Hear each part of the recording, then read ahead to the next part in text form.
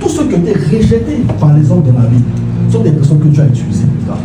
La Bible nous parle de Gédéon. La Bible dit que Gédéon était le plus petit d'Israël.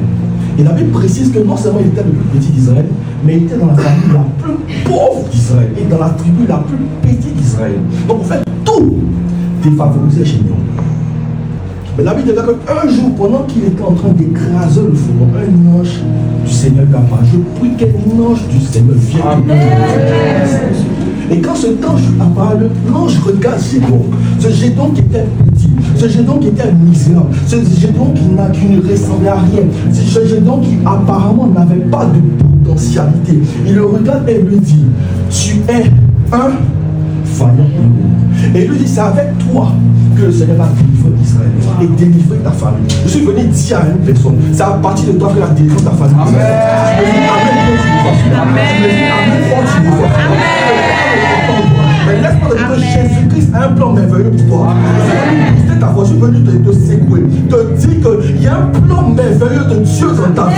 Et cela va s'accomplir. Tu me dis amen fort, tu reçois cela. Donc on ne croyait pas en Gédéon.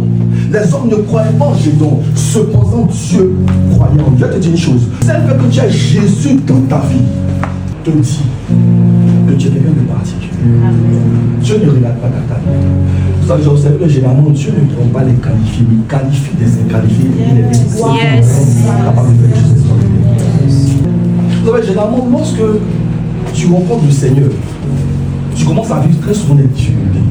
Mais ces difficultés ne sont pas là pour te détruire. Vous savez, lorsque on recrute une personne dans la vie, qu'est-ce qu'on fait? On lui fait passer une formation. Et tu observes que cette formation est très difficile.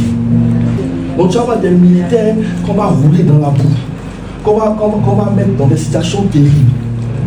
Donc lorsque Dieu aussi te recrute, il a besoin de te former. Donc David retourne dans le désert. Et là le lion apparaît. L'ours apparaît. Mais Dieu permet ça pourquoi? Parce qu'il savait que devant David se tenait Goliath qui allait défier tout Israël. Donc Dieu préparait David à affronter Goliath. Voilà pourquoi il envoie le lion. Voilà pourquoi il envoie l'ours face à David. Et la Bible déclare que David, parce qu'il avait été préparé à affronter le lion, a pu vaincre également l'ours. La Bible dit quelques temps après, Goliath apparaît. Goliath apparaît. Mais ce Goliath ne savait pas ce que David avait été préparé à affronter le lion, qui était un animal grand et puissant. Il était préparé à affronter Goliath, l'ours fait pratiquement 3,50 m. Et la Bible déclare que Goliath aussi faisait 3,50 m. Okay. Donc lorsque David se présente à Goliath, en réalité il avait déjà vécu Goliath dans la brousse. Il était préparé à faire Goliath. Donc lorsque Goliath commence à parler, il n'était pas impressionné. Quand tu vas lire la Bible, tu vas voir que David était serein quand il a vu Goliath. Moi je pense même qu'il tapait même ses amis. Je pense qu'il s'est tiré. Parce qu'il savait que Goliath n'était qu'un autre ours. La Bible déclare que la stratégie qu'il a pris pour tuer l'ours dans la forêt, il a répété cette même stratégie face à Goliath. Donc il prend des cailloux et il lapide Goliath, Goliath tombe. Et il prend l'épée de Goliath et il détruit Goliath. Je prie pour toi, je ne connais pas quel Goliath est devant toi. Peut-être que c'est la difficulté financière, peut-être que c'est des problèmes au niveau du mariage.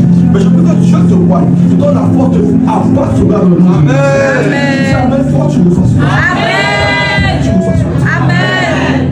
Je veux dire à une personne que chaque personne a un Goliath. Parce que ce Goliath se manifeste différemment. Déjà, ça peut être un problème de santé. D'autres, ça peut être, j'ai envie de dire, une maladie incurable. D'autres, ça peut être des problèmes financiers. D'autres, ça peut être des enfants vraiment turbulents. D'autres, ça peut être des problèmes au niveau du business. Alléluia. Amen. Et tu dois comprendre que lorsque Goliath se présente à toi, tu dois être seul.